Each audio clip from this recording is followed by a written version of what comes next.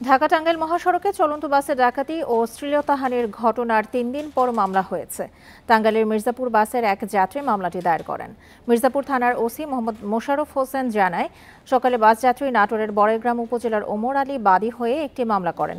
এতে অজ্ঞাত ৮ থেকে ৯ জনকে আসামি করা হয়েছে। এর আগে সোমবার রাতে ঢাকা থেকে রাজশাহীগামী ইউনিক রোড রয়্যালসের আমরি ট্রাভেলসের একটি বাসে ডাকাতির ঘটনা ঘটে। চলন্ত বাসে প্রায় ৩ ঘন্টা ধরে ডাকাতি শেষে একই জায়গায় বাসটি ঘুরে নিয়ে গিয়ে ভোর ৪টার দিকে ডাকাতরা নেমে যায়। এ সময় ডাকাতি ছাড়াও নারী যাত্রীদের শ্লীলতাহানির অভিযোগ তোলেন যাত্রীরা।